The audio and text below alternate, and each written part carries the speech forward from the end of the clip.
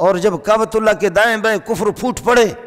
جیسے کہ وہاں پر جا کر کے دیکھیں عورتیں ڈرائیونگ کر رہی ہے، ہوٹلوں پر عورتیں بیٹھی ہوئی ہے، کاؤنٹروں پر عورتیں بیٹھی ہوئی ہے، اور بس آدمی وہاں نیکی کے لیے گیا ہے اور آدمی چاہتا کہ ان کو 10 ریال دے دے تاکہ نیکی اور اچھا ہو جائے۔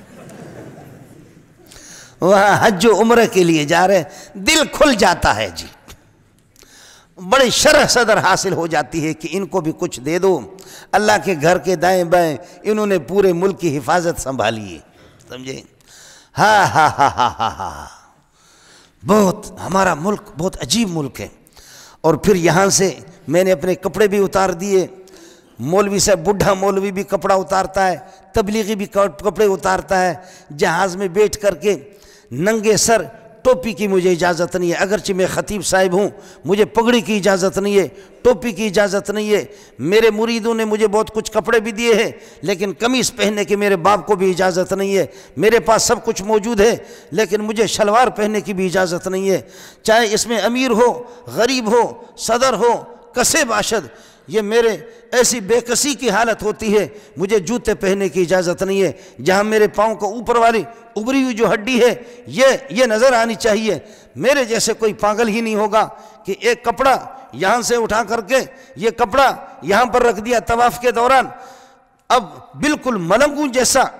اس حالت پر میرے رب کو جب محرم احرام کی حالت میں جاتے ہیں، یہاں سے اپنے کپڑے اتارتے ہیں، کیا حالت ہوتی ہے؟ لبیک اللہم لبیک، لبیک لا شریک لک لبیک، ان الحمد والنعمت لک والملک لا شریک، لبیک اللہم لبیک، لبیک لا شریک لک لبیک۔ جب حتی ترتج منی بالتلبیت،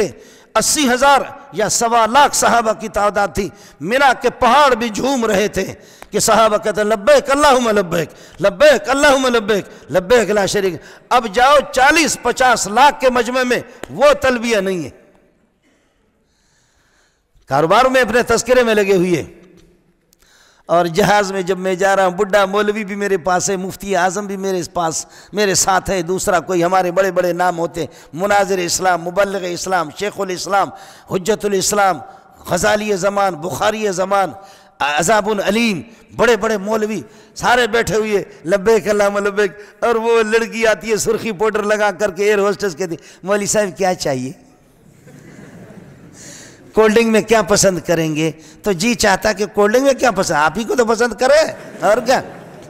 کولڈ ڈرنک کی کیا حیثیت ہے، آپ ہی تو پسندیدہ چیز تو آپ ہے۔ یہ مولوی تو پاگل ہی ہوگا کہ کولڈ ڈرنک ہر جگہ ملتی ہے، تو نہیں ملتی۔